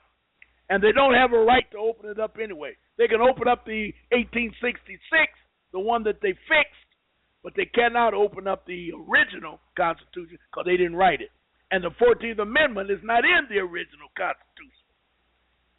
So it's a bunch of crap. It's only political lingo, language, gobbledygook. It's something to get the headline. That's why you see other guys jumping on these other candidates because they can get their picture in the paper and they can say like they support Trump. So leave it alone. Don't even worry about it. Don't even give it a second thought. They're full of crap. They ain't going to do a damn thing. Okay? Thank you, caller. Yep. Thanks for that clarification. Okay. So, Ron, let me see if I understand what is being said here. So, Trump is saying that he wants to get rid of the 14th Amendment. He wants to amend it. What is he saying? He's saying this. The 14th Amendment, like I told you, it comes from Congress. It didn't come from God. The 14th Amendment, so-called ratified in 68, it says If you are born in America, you are a citizen of America. That's the problem right there. That's what he's talking about. If you're born on American soil, you remember I was in Florida on vacation and I saw him down on the waterfront. You remember when they had those raggedy boats coming out of Cuba and they was trying to get on the land in the United States, and they took a hose and was shooting that boy so he couldn't get up on the dirt? That's how the Constitution is written. Could have got on the dirt, he could have become a citizen or be treated as a citizen, and it would be difficult to deport him. And those boats that was coming, those old raggedy boats, they had a lot of pregnant women were on those boats. So if they could get on the land and have that baby, the baby becomes a citizen. And since nobody wants the baby at birth or whatever, they'll tell the mama, you can stay and raise the child, we'll give you a green card. So this is what's been happening. They are sneaking across the border pregnant in that 9th month or whatever it may be, and they're having a baby on the land so that they can become citizens of the United States. What that Trump wants to do is change the 14th Amendment and say, if you are not a citizen, mama and papa, and the baby belongs to you, not only are we going to get rid of your butt, we throwing that baby back across the border. That's what they say. But he's talking about the 14th Amendment of the United States. He's not talking about like you said, the original. So they could change that 14th Amendment. No. You can't talk about the original because there's only 10 amendments in the original, the Bill of Rights. Ain't no 14th Amendment in the original Constitution. You need to go back and start with number one. What are you saying? I'm not talking about the original Bill of Rights. I'm talking about the amendment because he wants to change that 14th Amendment. But Beverly, listen to me. You can't change the amendment because the date of the amendment is 1868. So what are you talking about? How are you going to change it? The Constitution was signed, sealed, and delivered in 1787. Almost 100 years, over 100 years prior to the 14th Amendment. Well, what I'm saying is they created this one. They created this one. They illegally created it, man. Right. Yes. And so they've been dealing with the color of law. So it's already illegal. Why can't they just change it? It's still another illegal act on top of an illegal act. Because too many people will wake up to the fact in order to change the Constitution, a lot of people think when I say Constitution, I'm talking about the original. Very few people know there's two Constitutions. That's number one. So they all know from school is when you change the or attempt to change the Constitution, you must have, what do they call it? It's an open forum type process where you open up the Constitution and you replace whatever you want to replace and then close it again. You got it? But that's the key. You Yes. say it's two constitutions. They're not going to change the original Constitution. They're going to change that second one that they created. All right. If they change the one they created and open it up, I'm going to encourage everybody to vote and go down there and say we don't want to be a 14th Amendment citizen. How are they going to shut us up? Gotcha. You never want to open up. Go ahead, Ron. Go ahead. You never want to open up the Constitution because you lose control of your whole government if you open up the Constitution. They didn't open it up when they did that phony Constitution. They just did it. And they did it at the end of the war, about 1871. That was the end of the Civil War. And, listen to this, in order to pass all them phony amendments, especially the 14th, Lincoln put generals in charge of the states the southern states of the Confederacy, because he already killed or run the governors out. So he put his own generals in, and the generals threatened the lives of the senators and congressmen. If you didn't vote the way I tell you to vote, I'm going to shoot you at sundown. And in order for us to let you back in the Union, you got to vote these particular amendments in place. You need to read how that all went down. All of that went down. All right, come on with it. Area code 205-757. Let me open it. Beverly? Yes, we can hear you now. Yes, hi, hello. How are you, Sister Beverly, Brother Ron? How y'all doing? Hi, great, hello. great. How you doing? Great. Very good. Great. I've been listening to the show, and it's a lot of information that you all are giving out. But this is the question that I have about the 14th Amendment. Since there are two amendments, an original and one they just made up, wouldn't that qualify for them to have to leave this country because they wasn't here during the First Amendment? I mean, the 14th Amendment? Would they have to leave too? I mean, they're Europeans. First Constitution. Didn't they? Yep. There is would they not, have to go to? young lady, there is not two amendments. There is not, N-O-T, not two amendments. There's no 14th Amendment in the original Constitution. Right. You only have 7 amendments and 10 articles. That's it. Bill of Rights. Well, the original Constitution. Yes, that's what I'm talking about. Ain't no 14th Amendment. Right, that would. Right. Well, that wouldn't include them. Wouldn't they have to go to? Wouldn't they have to go to?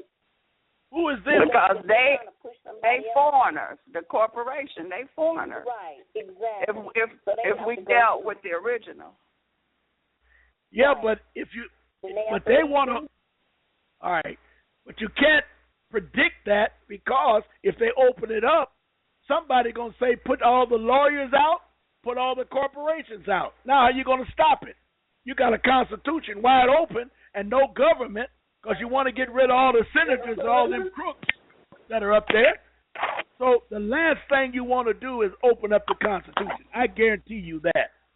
And you need to know that there's only 10 articles and 7 amendments in the original Constitution.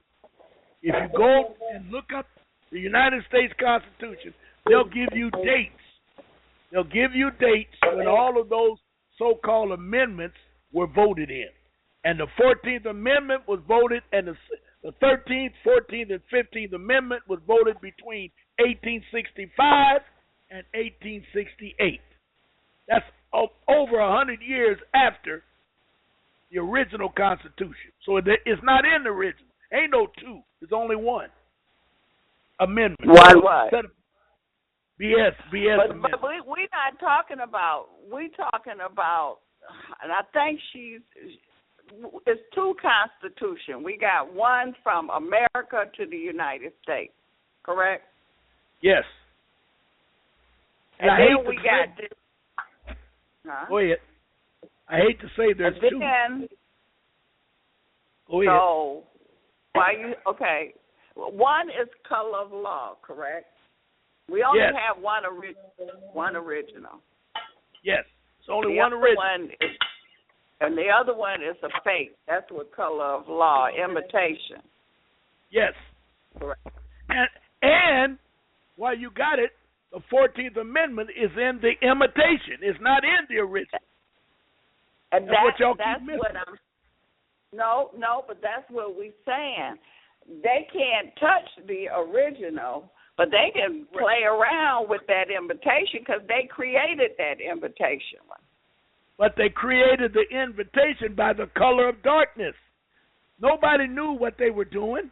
When Derek McLeod went to Nevada and filed corporation papers, nobody knew that. Nobody knew that he made the Queen of England and the Pope of the Vatican, he made them trustees over the new corporation known as United States of America, Inc. So it ain't never been open. They just did that. The so-called international banksters, they did that. The Catholic Church, the Queen of England, did that on their own. They didn't open it up to the people. Okay. Now, what the caller was saying, okay, since the second, well, you said that we saying the invitation, the color of law constitution, if they talking about getting rid of immigrants, they are immigrants. So what she's saying is, can't they be put out if they came that way? All right, I'll ask you one question.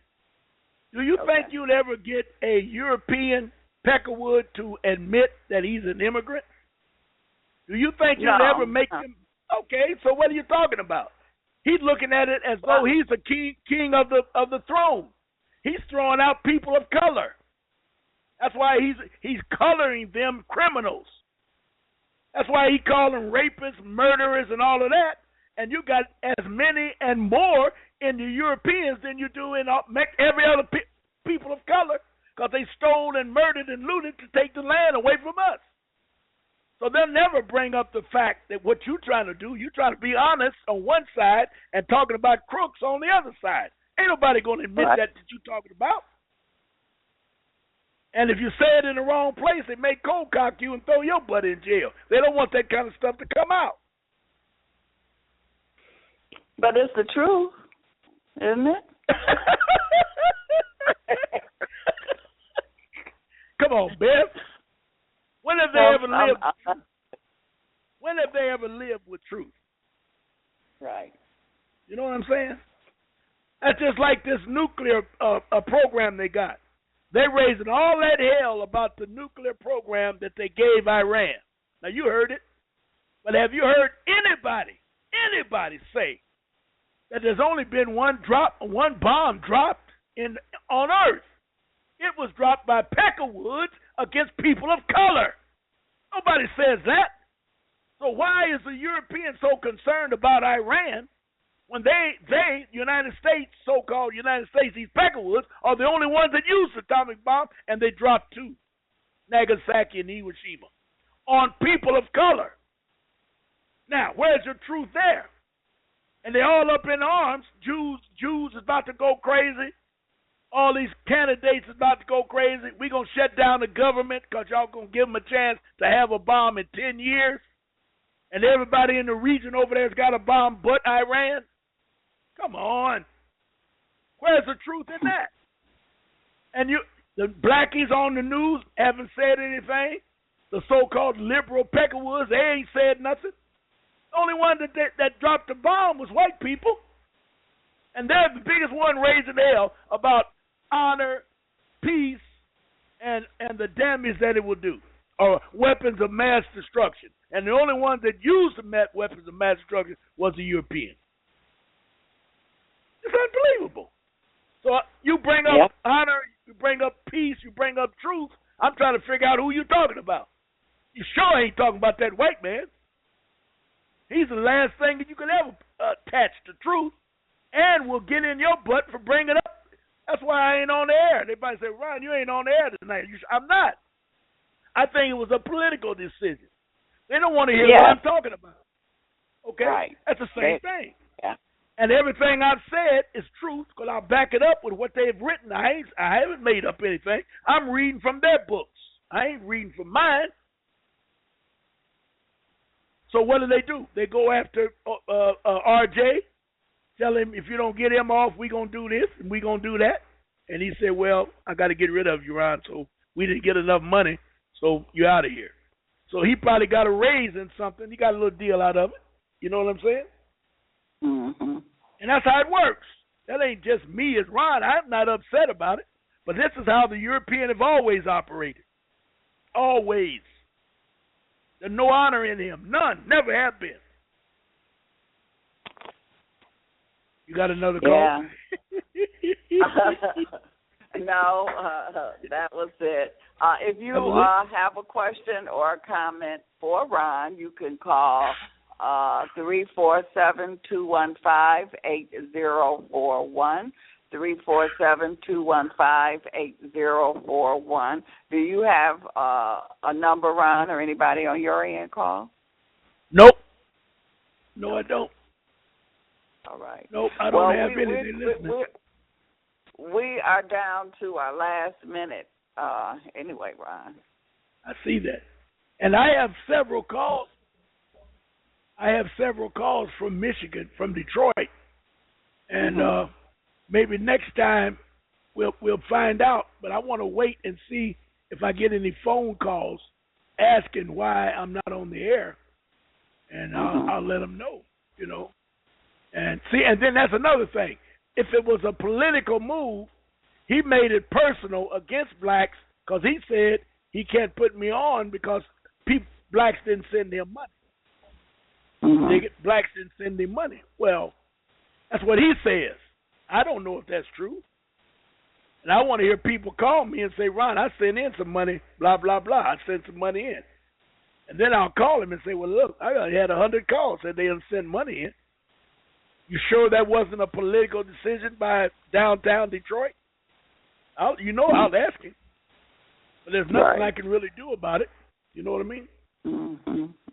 Yep. So let me play my note. How do you like this station identification? Listen to this. Information is free. The law. There is hope. You are tuned in to the Ron March Show. Visit ronmarch.com. You are tuned in to the Ron March Show. Visit ronmarch.com. Donate at ronmarch.com.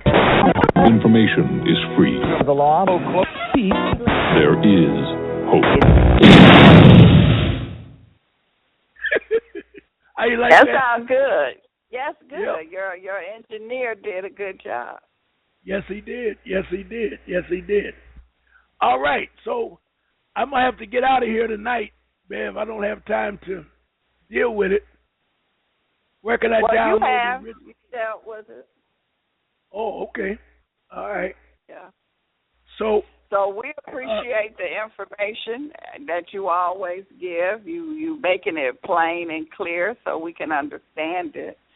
So you know it's not for everybody, but for the ones that it's for, they got it. Yep. They getting it. They got it. Yep. A lady that called in, she all the callers were good. They understand. If you're not ready to go to court, you might as well give it up because you're going to end up in court. They are not going to let you walk off the plantation. I guarantee you, they're not going to do it. So you got to get your ducks in a row. And I'll tell you again. Go ahead, Ben. And I was just going to say, I just think that people need to look at that movie, Django, or whatever that movie that gives you a prime example. Yes. That was the first show I did. What's going on? Yep. Yeah. I tell you another one that's on HBO right now that they should look at. Kill the Messenger. Wounded Knee or something. Kill the Messenger is the name of it. Kill the Messenger. And it's another one that's on Kill the Messenger. I got to look at that. It's another one on HBO. What did it say? Something. What you telling us that went on in the 1800s, they showing it about how they did us, how they took the land, and how the Sioux stopped them from getting a lot of land. And even today, they're still trying to get that land today. Wow. Well, you know, the Sioux was where Crazy Horse and Geronimo and all of them kicked Custer's ass out there at Little Bighorn because they murdered their spiritual leader, Black Kettle. Yep. Well, Kettle. This movie is telling you all of that, and I think it say I left my heart in what did you just say? Where was Wounded Knee or something? What was the place Little Bighorn. Are you talking about Little Bighorn? Yep. Where was the chief? Was that? What was his name? Crazy Horse or something? Crazy Horse. Yes, Crazy Horse was the war chief. Along with his warriors, Geronimo, they were all out there, and they all united because Custer and that Shivington, Colonel Shivington, a preacher, murdered and slaughtered women, children, and senior citizens. And They all united and wiped his butt out. And that's why they're still hanging on, trying to make Custard be a hero when he was nothing but a faggot. He was a homo, whatever you call it, fag. He was a sissy. Mm-hmm. Well, I don't have the name, but look on HBO, and it shows what you've been telling us. It's something about I left my heart at Wounded Knee or something like that. Oh, I'll check it out tonight and see if I can find it. Yeah. Okay. It's on HBO. All right. Okay, everybody. Thank you, and thank